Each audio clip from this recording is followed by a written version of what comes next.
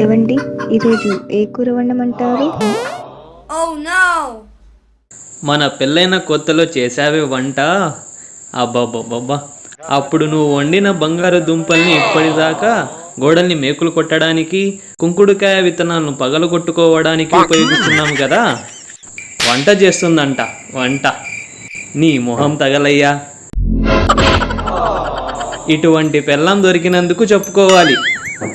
ఊరుకోండి, సరసాలేంటి?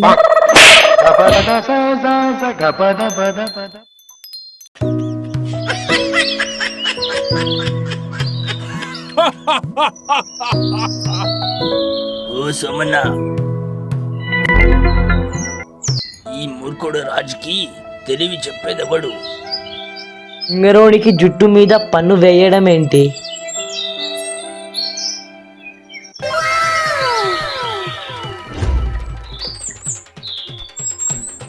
ఎవరో చెప్పేదేంది, నేనే పోయి చెప్తా. అవును కదా, ఆ తింగరోనికి తిక్క కుదిరించు వెళ్ళు మనవడా.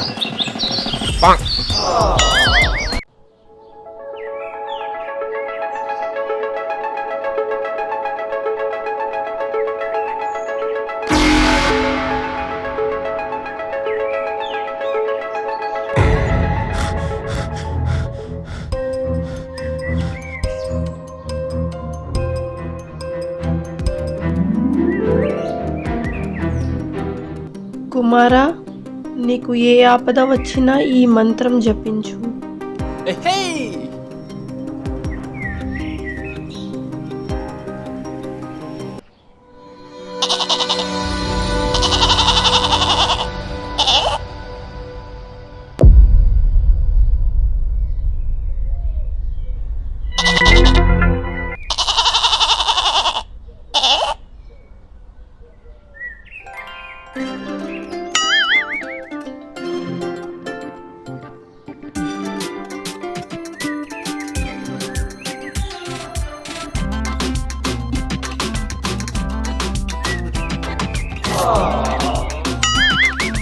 ఈ ఆనవాయితీ ఎప్పటి నుంచో ఉందన్నమాట. అయితే పదప్ప, చాలా దూరం వెళ్ళాలా?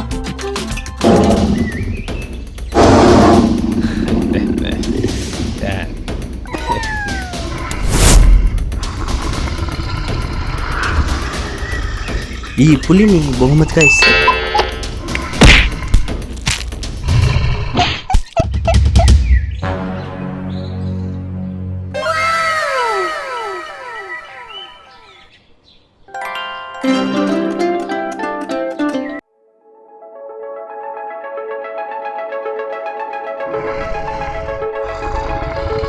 మీ రాజుకి చెప్పు, ఈ పులిని రాజుకి బహుమతిగా ఇవ్వడానికి వచ్చాను.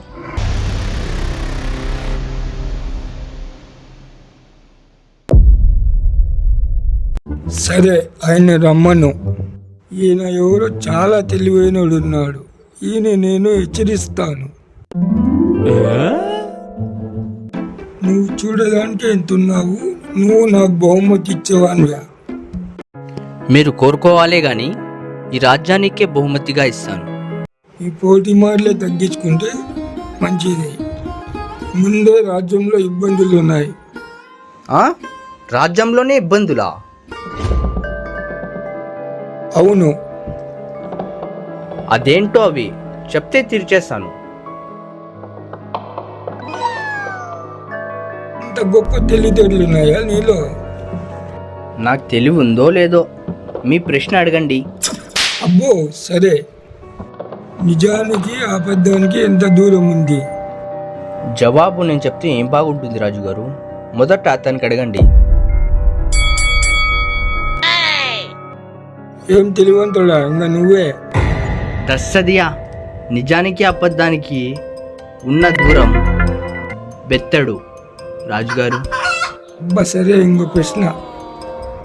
ఆ రెండో ప్రశ్న ఏంటో కానివ్వండి. తెలుపులోను నలుపులోను ఎరుపు ఉంది, అది ఏంది? యో నీ తలకాయ్. ఇప్పుడు చెప్పు రమణ, చూద్దాం. యో మనుషుల్లో ఉన్న రక్తం. శబాష్, వచ్చే 3 నెలల వరకు నువ్వే రాజువు.